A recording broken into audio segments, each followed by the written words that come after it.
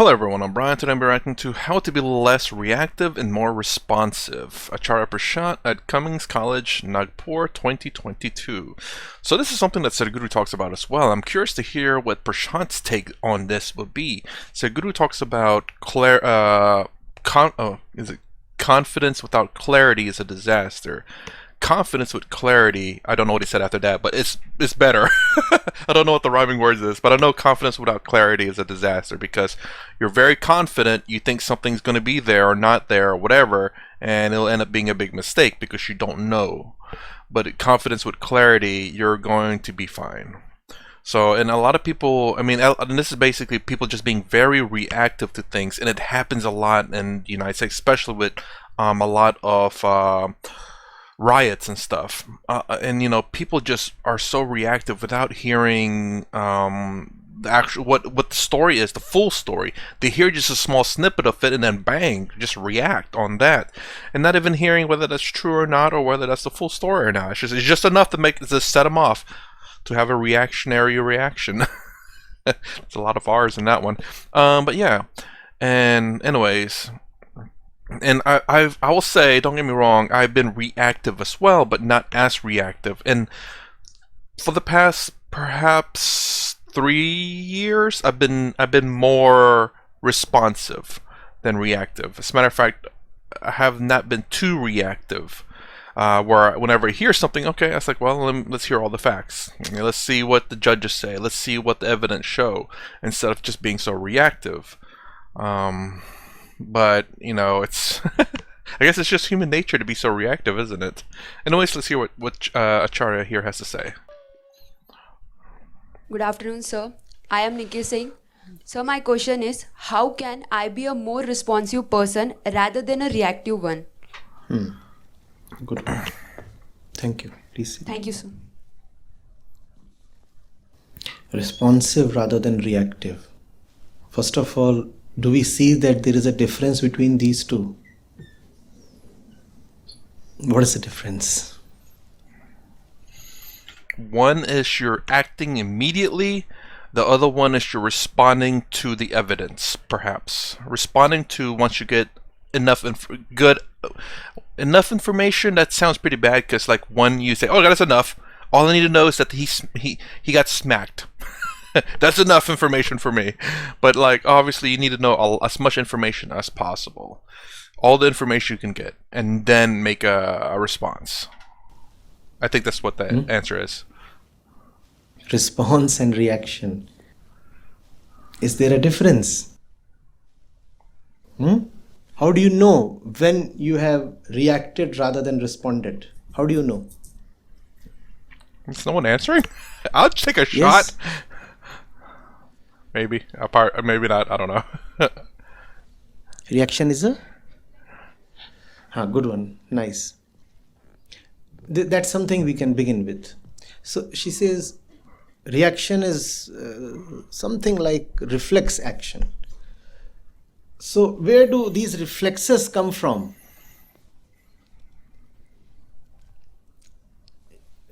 Does a little baby have reflexes?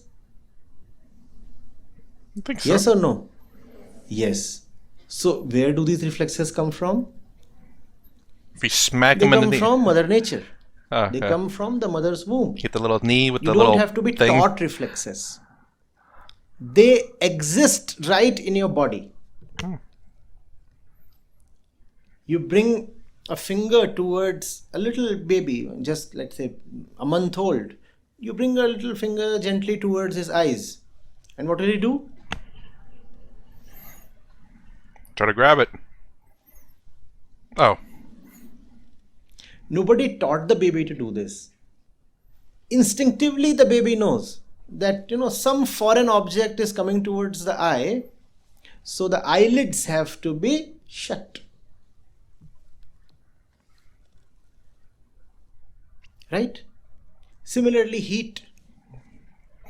Maybe I've seen some other babies, when they see something coming towards us, they'll grab it and put it in their mouth and try to gnaw on it. Because I guess from what I've heard, that's how baby tests for things, which is really not good. But then at the same time, strangely enough, it actually helps their immune system because it gets them it gets bacteria in them. It's really weird, but from what I heard, that if you keep the area too sterile, they'll have an immune deficiency because their immune system has not been kicked up while they were young. Especially people who have not been exposed to any kind of peanuts when they're young, to become very allergic to peanuts, which is I didn't even know. I'm like, my gosh, now you have to start thinking about this if you have kids. Like, do you want to introduce peanuts to them? Not when they're too young. You have to consult a doctor about it. Of course, it's not professional advice. But you obviously want to make sure they're exposed to enough things so they're not sickly when they grow up. Or cold. Or wetness. The baby knows how to deal with it. Shiver. At least the baby knows that these are not nice things, so I need to cry. Oh, yeah. The temperature is 35. Not pleasant, so the baby will cry. Or the temperature is 15, again not pleasant. Or the little bed is wet, again it will cry. How does it know all these things? How does the baby know how, for example, to take feed from the mother's body? The baby knows, you don't have to educate it. These are reflexes. What do these reflexes exist for? Survival? All these things that we just talked of, do they turn the baby into a better human being? I think so. Do they? I mean, it's a slow progress, but... No. Still they serve a purpose. What's the purpose? To survive. The purpose is physical security. Physical security. Now, the hand that is coming towards the baby might be of a well-meaning relative, and yet the baby might resist it and cry out or turn her face away, because all that is needed for physical security. All that is needed for physical security. And nature, through its very, very long process of evolution, instilled these reflexes within us. They now sit in our DNA. And once upon a time, they had an important function to perform. The function was physical security. Now, what has happened is that over the last 3,000-4,000 years, mankind has progressed remarkably and very speedily. But evolution is a very, very slow process. In the dimension of evolution, 4,000 years mean nothing at all. So our body and the conditioning embedded in the body has remained just the same as it was 10 lakh years ago. Now compared to 10 lakh years, how much is 4,000 years? Nothing. But all that which you call as your knowledge, your development, your civilization has come in the last 4,000, maximum 6,000 years, not more than that. But the instincts that you carry in your body, they are millions of years old. Because they are so old, so they will take time to change. Not that they cannot change, but they will take time. So internally we are still, as we said, that caveman, that old caveman with his cave-like instincts. Our instincts belong to the jungle. Because all our life we have lived just in the jungle, right? How old are we? We are millions of years old. And where were we living all this while? Where were we living all this while? In the jungle. Only recently, very, very recently, have we moved out of the jungle into the village or the city. So our body still belongs to the jungle. And that's where our reflexes come from. You could say our reflexes are very jungly. That's what is reaction. A wild thing. An uneducated thing. Okay, I see what you're trying to get at. I mean, yeah, I mean, it is our instincts, which is very much survival based and wild based and animal based. Absolutely.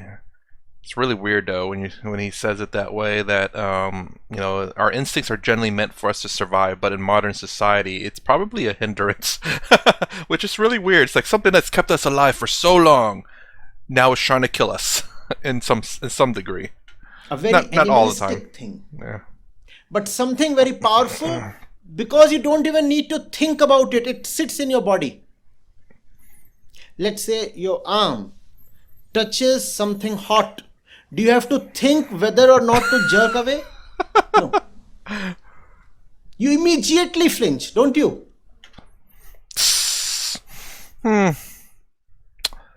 Yeah. Oh, it's burning. Okay. There are actually people who don't have reflexes and actually don't have like pain receptors. I used to think of that as something like, oh my gosh, they're lucky they can't feel pain. And then again, watching certain videos and stuff, this was a while back, I was much younger, and all of a sudden it's like, well, if you don't feel pain, you don't know when something bad's happening. It's like, oh man, I didn't think about that. Pain is something to let you know. Pain is there to help you survive. Why is that needed? Because Mother Nature said that if you think, thinking will take time. And in that time, your skin, your arm will be damaged. So let me give you something that bypasses thought. That's what reaction does. It gives you no time to think. It just happens. Wow, I like that. It's like switching on an electric bulb. Instantaneous reaction, right? It's like pouring water over sodium. Instantaneous reaction. No time to think. Just happens. Something very chemical, very biological. That's what reactiveness is.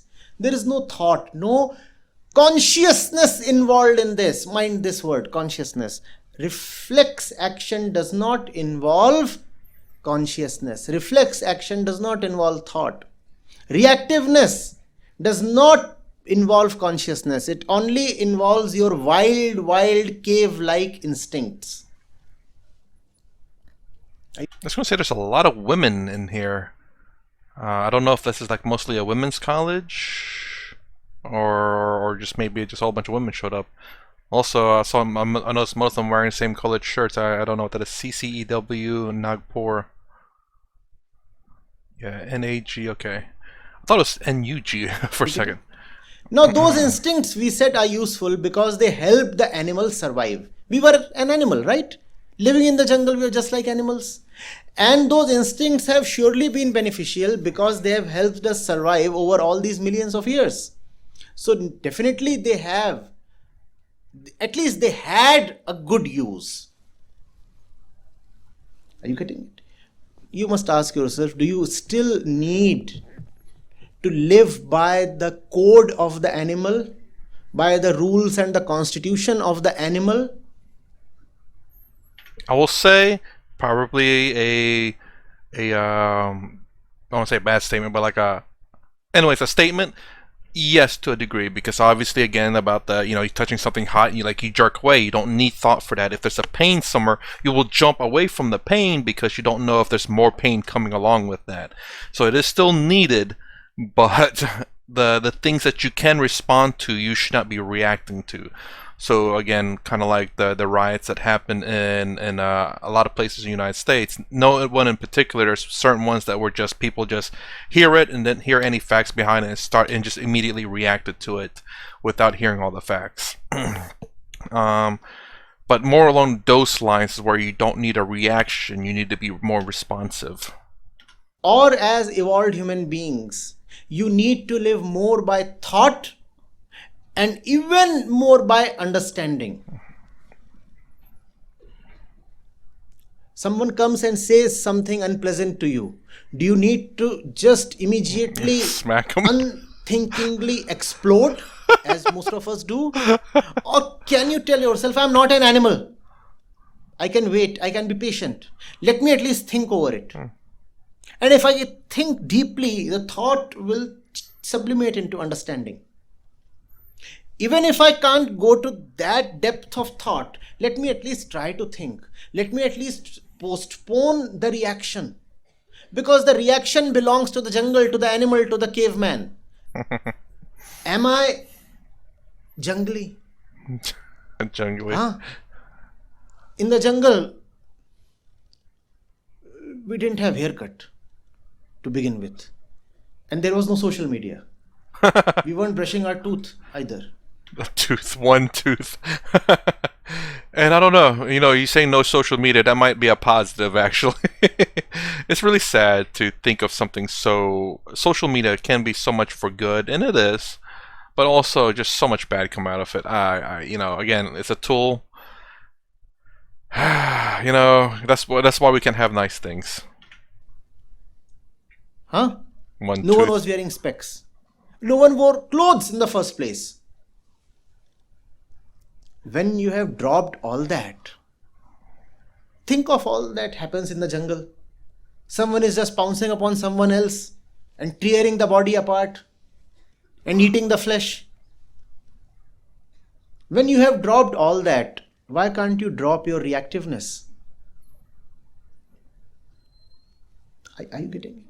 And particularly women, you see, because the biological role of women has a lot to do with the body, right? The woman carries the baby for 9 months and then also raises the baby for several years. Therefore, Prakriti, Mother Nature, made her even more reactive. Now, that was all okay in the cave times. That is not okay today. I wonder if that's true. Don't get me wrong, men were out there fighting too, and they had to be reactive as well for hunting food and stuff. Because I guess when you're hunting food, you don't really have too much time to think, and you have to react on instinct or react on the animal. No real time to think too. But maybe perhaps it's, according at least to Acharya here, that maybe it's even more so. Don't get me wrong, when women are pregnant, I think their sentence gets heightened, and I think that is true. I think without a doubt that is true. I think they have a higher pain receptor, as well as their ability to taste and smell is heightened. And you can hear that from like women too. I'm pretty sure there's no doubt behind this. Like women can smell things. You're like, I don't smell anything. It's like, nope, something stinks. It's that right there. and also the food, and they get weird cravings too. Do you want to live as a body coming from the jungle, or do you want to live as a free consciousness? Answer this, please.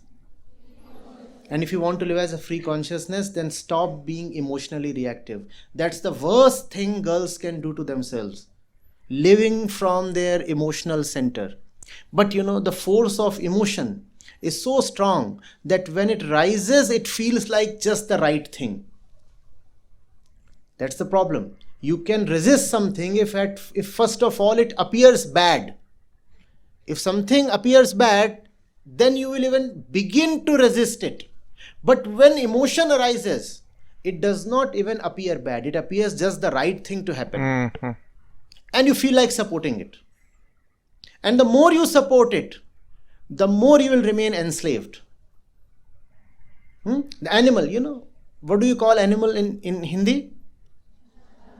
In Sanskrit? Pashu. That which is in pash. Pash means slavery. That which is in pash is pashu. If you live by the code of the animal, you will live the life of a slave. The more reactive and the more emotional you are, the more easily you will be enslaved. Is it because animals tend to act on instinct as opposed to thought, and animals, generally speaking, don't have thought or free will because they're living based on what's needed at the time, whether it be sleep, food, or water, and that's the only three things that they kind of react on? If they're hungry, to go hunting. If they're thirsty, to go to get food. And if they're not neither one of those two, then they're probably sleeping because they're not necessarily out playing, except for the kids of the animal kingdom. But generally speaking, those are the three things that they do. In a sense, they're a slave to their animal instincts, which are those three things. And then perhaps, I guess, the fourth one's procreation, whenever that time comes. Which is really kind of funny, actually, now that I think about it. Watching all these animal videos, there's the mating season. And then outside of that, it's just like nothing. No horniness anywhere. It's just like a switch just flicked. Oh. And click. It's like, oh, hold on. And it's over. It's like, that's really kind of... Yeah. I've not watched too many of these, but I know there's always like a mating season, and wow, yeah, huh? It's like a little switch. Anyway, sorry. Because emotion is like a button, and everybody knows where your buttons are. Anybody can come and press that button and get the desired output from you. Suppose I want to make you angry, and I Yeah. know that if I utter a particular word to you, you get angry. Now it is so easy for me to control you, is it not? If I want to upset you, I just have to utter that word. You have become a machine, and I know the trigger. Equally, let's say I want to make you happy, I want to please you. And that is something very frequently used, especially with women. I want to please you, I know what pleases you. I can come and say, oh, you're looking gorgeous. The button has been. And immediately you will be prepared to do me a favor. It's not so simplistic, but you get the drift, right? Okay, yeah. If I know what pleases you, I can enslave you. If I know what displeases you, I can again enslave you. And that is the great danger in being emotionally reactive. You are predictable. And if you are predictable, you are controllable. Whoa, whoa, whoa. Women are unpredictable for the most part. So again, real quick, I've been I've been watching a lot of these like dating videos, I guess you could say, because it's not really dating videos. It is kind of, but anyways, it talks a lot about women in the West, though, in America. Let me put it that way. And there's kind of a saying that goes that women don't even know what women want. And it's kind of like if you watch enough of them, you'll start seeing this. And it's not to say all women, but it's really weird that whenever I hear the discussion, they just end up agreeing with it because they say what they want, but then when they choose a person, it's not what they wanted. What? But it's very much true what he says, though. There is a particular pattern, for the most part, for people in general.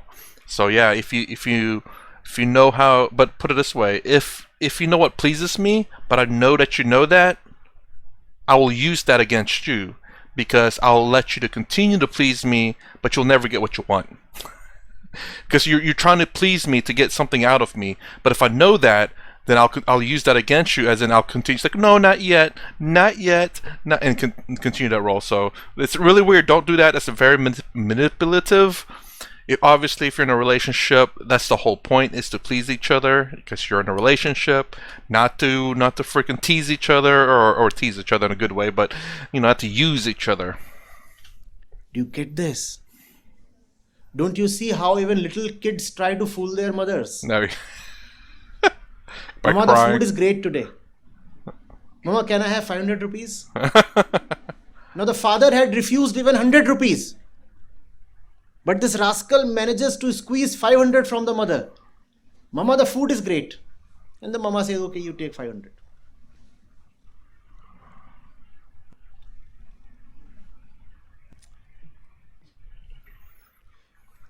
Those who have known what womanhood means have had tremendous respect for women.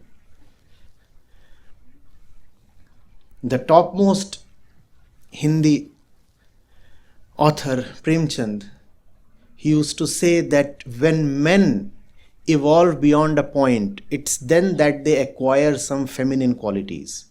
Otherwise, men remain inferior to women. Ooh. And therefore, it is an even bigger tragedy that such a fine creature, the woman, such a fine specimen of evolution,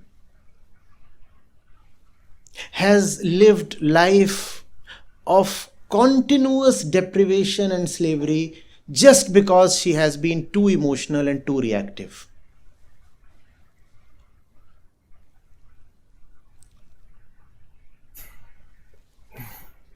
Ready to shed tears at the drop of a hat. Why must you weep so often? Not that tears are a problem. I too weep quite frequently, and There is nothing problematic in that. But there has to be some discretion. You must know where those tears are coming from. I always I push this idea of understanding.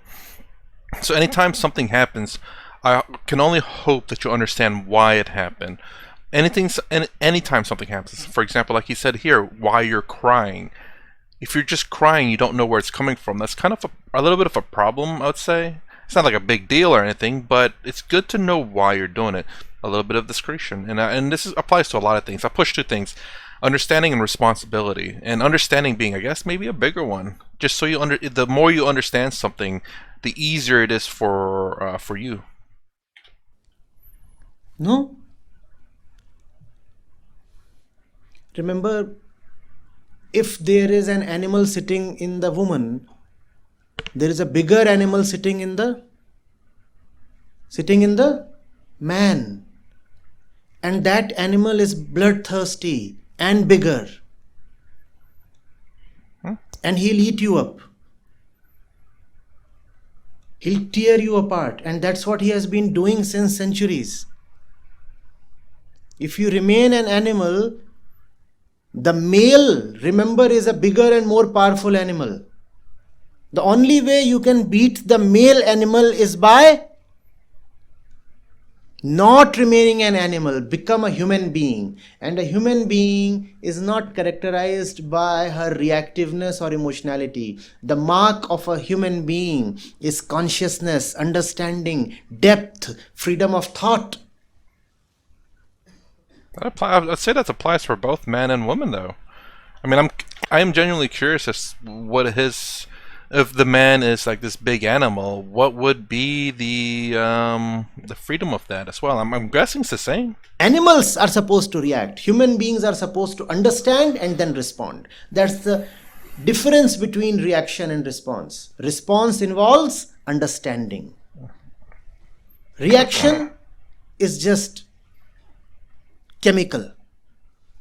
One molecule meets another and there is an explosion. That's reaction. You don't want to be chemical, you don't want to be animal. Whenever you find emotions taking control of yourself, resist, fight. That's the one battle worthy to be fought. The external battles can wait a little. If you can fight the internal battle well, you will find the external battles are far easier to win.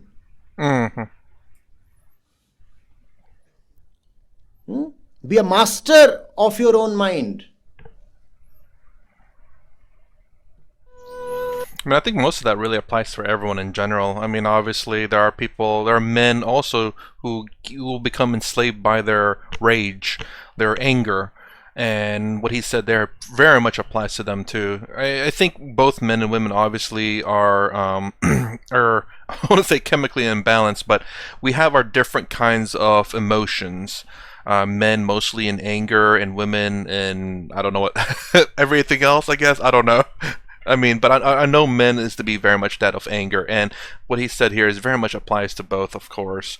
You know, much like women and men came from the animal kingdom, obviously, and from the jungly? Is that what he said? Jungly? Yeah, jungly, anyways.